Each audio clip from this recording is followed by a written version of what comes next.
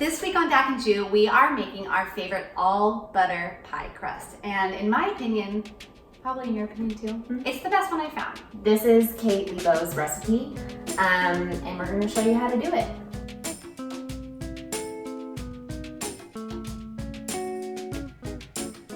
To start out, we are going to add 2.5 cups of all-purpose flour, and then just pounding it in, and leveling it off.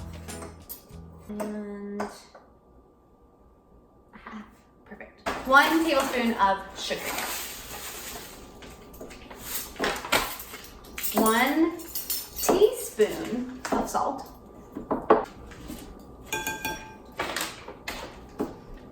And 2 sticks of butter. Now, we are cutting the butter into small, what would you say, like cubes? Like, well, it's a butter knife. You can hurt yourself that much. And these sticks of butter are cold. They've been in the refrigerator for forever. Okay, so next what we're going to do is we are just going to first coat all of these little cubes of butter with flour. Then, this is the trick. You're going to kind of like squish your fingers together. So you're breaking up these cubes, you're doing this motion. It's like when you're saying like, a lot of money. A lot of money. It's been a lot of money today. This butter was a lot of money. This butter was a lot of money. You can do this in a food processor, but it's really easy that way to overwork the butter and flour, and you don't want it to get tough. So this way is just a little bit lower maintenance. In the recipe, it calls for like some almond-sized pieces of butter and some pea-sized pieces of butter, and so some cherry-sized pieces of butter. So it's just kind of easier to get a better idea of how far along you are in this process. Use your hands. Yeah. Kate Lebo is a pie aficionado. She teaches classes and has a book called Pie School. Highly recommend. I feel like all the pie I make comes out of that book or some variation.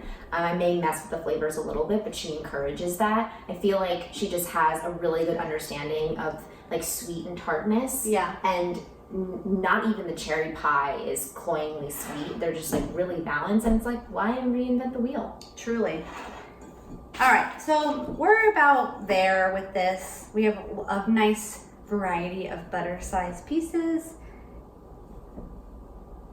And now we're going to add our last ingredient, which is ice cold water. We just filled up a measuring cup with cold water, threw some ice cubes in there, and kept it into the freezer until we were ready to use it, which is now. And we're not going to use all of this water, but then at least you have it in case, like, for some reason you didn't use all of it, but you wouldn't. So you're just gonna, we made a little well in the middle of our bowl, and Dakota's gonna pour the water in. Steady stream for 5 seconds. 1, 2, 3, 4, 5. Okay, now I'm just gonna kind of mix it up and do that same motion again with my hands, just kind of reaching from the bottom. We're gonna have to add more, but the key is not to add too much. Right, you can always add more, but you cannot take it away. I've had moments where I've wanted to take it away and it's devastating, so I wouldn't wish it on anyone. All right, so our dough is starting to come together into bigger pieces. We definitely need some more water, so let's do another little drizzle.